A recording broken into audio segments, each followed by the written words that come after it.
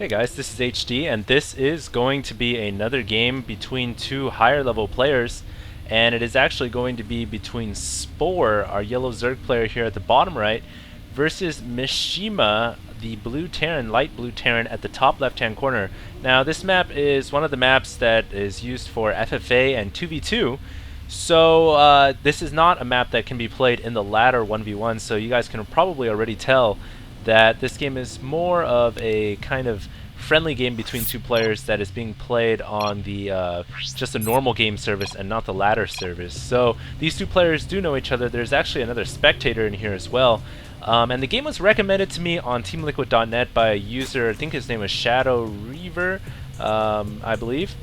And he said this game was pretty good, and I took a glance at it. It looked pretty interesting. Both players had pretty high APM. And it was played a few weeks ago. And both these players haven't really been familiar with Starcraft 2 yet, so they're probably going to just be playing more casually, if anything. But I thought the game was pretty interesting, and it showcased some pretty cool old school strategies, you know, mixing in with Starcraft 2 Brood War. And actually, I don't know if you guys can hear that, but that's someone messaging me on AIM. It's actually Husky. But anyways, yeah, this game is going to be pretty good. It is on this 4-player map, so the first Overlord is going to go out to the top right, which means, of course, the Zerg isn't going to see his opponent until a little bit later on. And as you guys can see, SpoR has actually got his worker rally point all the way to this mineral over here, and that's usually not where you want to put your worker rally. You usually want to put your worker rally point on the nearest mineral stack that is also close by your hatchery. That's if you want to be convenient, because right when the drones come out, they'll split either to the left or the right, instead of having to go here and then have to travel all the way to these mineral stacks, which, as you guys can see, aren't as populated. If you're really good, then you'd actually just set the rally point separately every time a drone comes out to which mineral stack needs it the most. But that's a bit more of like a high-level strategy over just a casual play, and as I said, these two players are playing a bit more casually, but they are definitely good players, and it'll be fun to see who's going to win this game.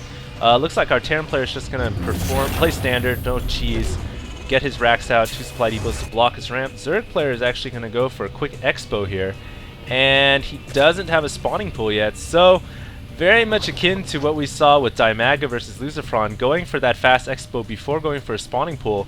And I feel like this is more of a residue of old Brood War, where players decided to fast expand before getting a spawning pool, which is perfectly legitimate in Brood War. But as players, you know, they get used to the game, everyone knows that now you need to get a spawning pool first before you get a hatchery. And I actually had the game speed on fast there, so excuse me for that. Yeah, so the scouting SCV is going to make its way in, and we'll see what use of the information Mishima is going to make out of SpoR's base. Meanwhile, this drone scout is actually going to get denied a little bit of marine micro there, but yeah, almost killing the drone. 2 more shots would have taken it out, but the drone is going to get away. And I would expect an Overlord sooner or later to kind of come floating by the side of the base, or perhaps the back of the base, just so the Zerg player can get a little closer and feel a little more comfortable with what the Terran player is doing. We actually see a quick spine crawler coming up here at the natural expo as well. So this spine crawler is a good idea for any Zerg that fast expands, especially since he doesn't have a spawning, or he did get a spawning pool after the hatchery. So it is going to be important that he has a spine crawler to help defend. And look at this factory being put in place of the reactor core, where the racks was at originally. So this is very clever from Mishima, and he's going to send out a quick double Hellion push, and yeah, the Hellions are going to come out right now, and I'm not sure if this spine crawler is going to be able to defend.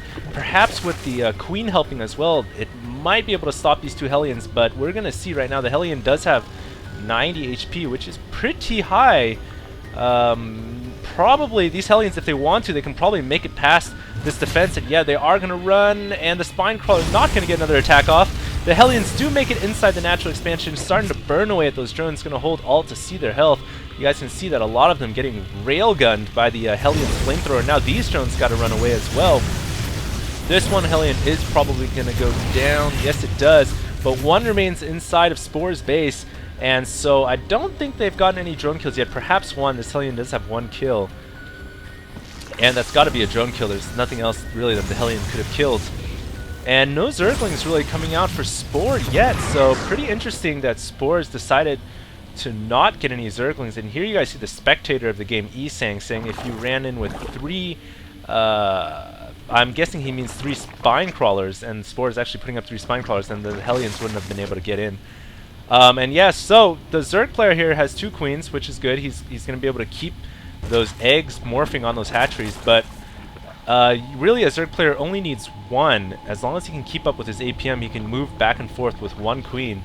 And interestingly, SpoR has actually placed the lair at the natural expo as well, and he's getting 2 gases, so I'm guessing we're going to be seeing a Spire coming up, and there's an Evo chamber, and there's a Spire, yes, so we are going to be seeing some air here. That's the reason why SpoR decided to grab 2 gases here, because a Zerg player does need 4 gas in order to play Mutalisks, so we're going to see how effective SpoR's Mutalisk Harass is going to be on Mishima. Meanwhile, Mishima has gotten control of his natural expo. He does have a dropship, so it looks like he's playing standard Marine Medic with Marine Medevac with Marauders. Although to really play that well, he does need to Rax out with the reactor core. So we'll probably be seeing this Rax take the reactor from the factory pretty soon, or perhaps just building one of its own. So it's going to be a pretty standard game. We're going to be seeing Mutalisk versus the traditional M&M, and we'll see how effective it is going to be in Starcraft 2. Overlords here just kind of spreading out. It's going to be important for SpoR to really spread those OVs out and get as much detection and scouting as he can. And I'm not exactly sure why SpoR decided to get an Evo chamber. He's not going for a ground-based attack, so it's kind of a wasted drone and a wasted 75 minerals, because I mean, I haven't even seen 1 ground attack unit come out for SpoR yet, so we'll see what the deal with that is. And Isang here saying you shouldn't queue SCVs like that. So as you guys can see, this is a pretty casual game, but basically the spectator is telling the Terran player you shouldn't have queued SCVs, and the reason for that is because queuing SCVs, just like in Brood War, it costs 50 minerals each time you do that. Now that's great and everything, but at the time that you queue those 5 SCVs up, you could have used those 250 minerals that were queued for something else, like a supply depot or another army unit.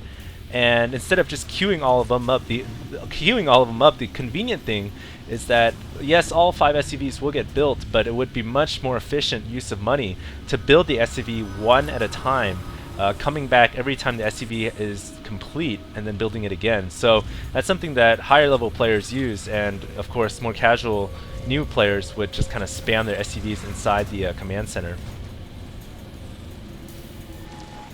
And we're actually seeing another hatchery coming out for SpoR, so SpoR playing pretty well here. And here comes the Mutalisks. I didn't see this. The Mutalisks are going to make their way inside the Terran player's base. We'll see how much damage they can get off on these SCVs. All the turrets are down, so actually Mishima's in a lot of trouble.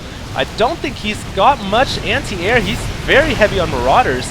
Not that many Marines, and like I said, it would have been better if he had had a Rax with a reactor earlier than this. And now he's paying the price. Luckily his natural is well defended with plenty of turrets, but he's going to be in trouble. He might even lose this dropship here. And now SpoR is actually focusing the bunker. I don't agree with this. He should be going for the SCV line right now. Try to whittle that down and kill as many SCVs as he can. And yeah, he's going to go in right now. No, he's going to... Yeah, he's just going to pick off SCVs. And these 3 turrets in the back aren't going to be much help at all. Right now, Mishima really needs to get a lot more Marines out of those Raxes. And yeah, he is going to stim up and push these Mutalisks away. Although I feel like this Mutas probably could have engaged the Marines right there if they wanted to. Meanwhile, back at base, the Zerg player, SpoR, is just macroing, continuing to macro off 3 bases. So nothing much interesting right there. It looks like he's even pretty much just committing full on to this Mutalisk force, and why not? It's working. No real counter from Mishima so far. He needs a lot more Marines to deal with this, and he could even use a Raven or maybe perhaps Thors to help him a little bit with the anti-air against these Mutalisks.